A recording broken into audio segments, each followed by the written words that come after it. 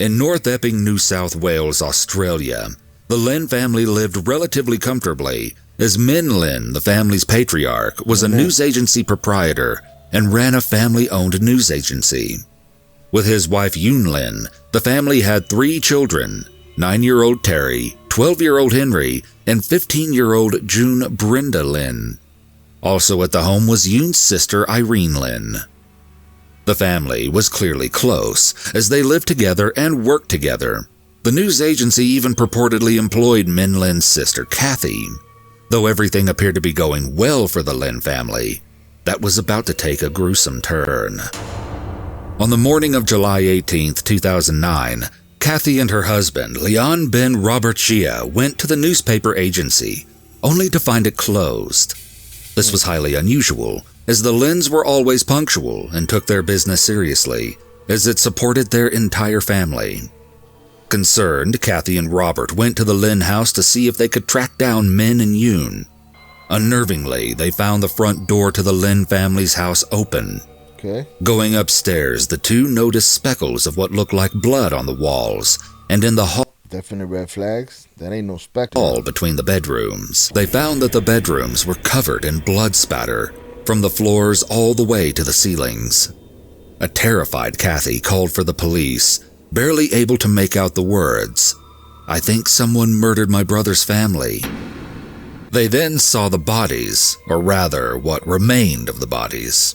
The faces of the victims were so marred that when the police and paramedics arrived at the scene, forensic analysis had to be used to identify each of the victims.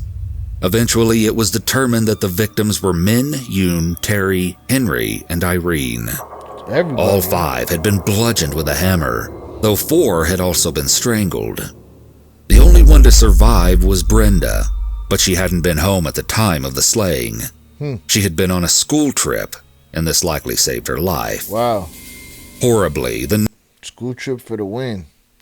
Shorty lost her whole family, though. News of the gruesome murder broke before Brenda was contacted, and she learned about the deaths of her entire family through a news article. Your whole family massacred, and you find out on the newspaper. The news of the gruesome murder broke before Brenda was contacted, and she learned about the deaths of her entire family through a news article. Kathy and Robert stepped in to take over the Lynn's newspaper agency business.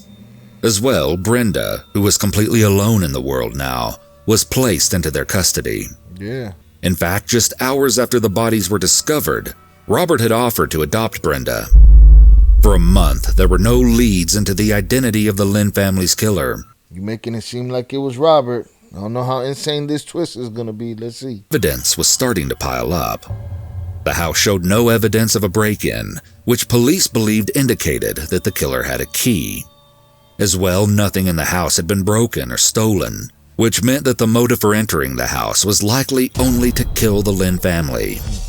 There were 24 bloody footprints, which told investigators that they were looking for one killer, and they knew that the killer had worn Asics sneakers.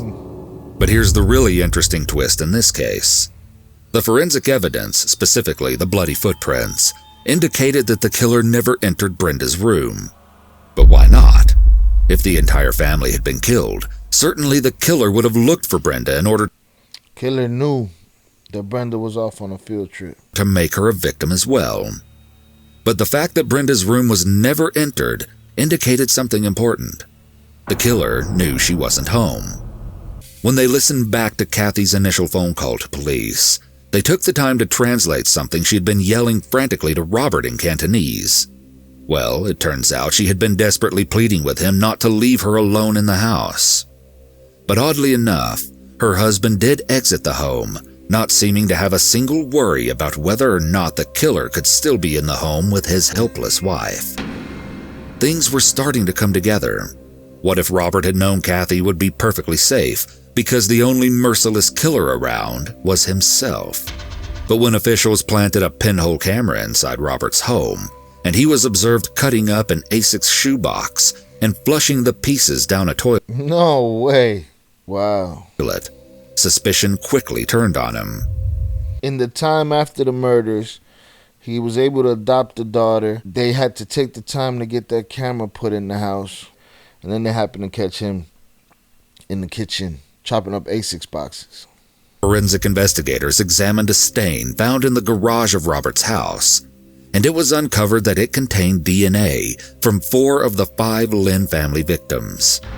Robert was arrested soon after this shocking discovery. But what motive could have driven Robert to kill his wife's entire family so brutally? He wanted to keep that little girl. Well, prosecutors alleged that one of Robert's main motivations was Brenda.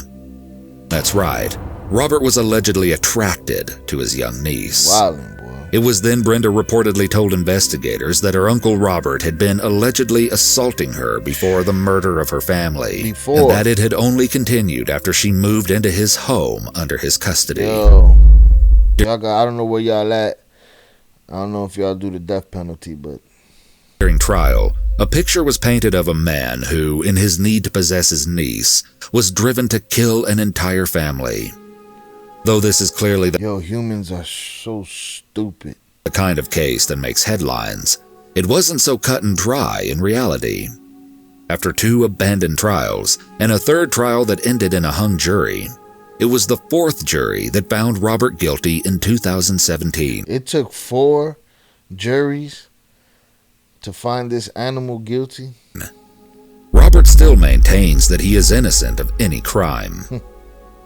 Again, they serve your meals, they pick up your laundry, they clean your toilets, they throw out your trash, they bang your gavels, they're your nurses, they're your doctors. It's just them opportunist animals that sit around waiting for the right thing, to strike at, to placate their violent nature. This is evidence that family is not excluded from that list. Humans ain't shit.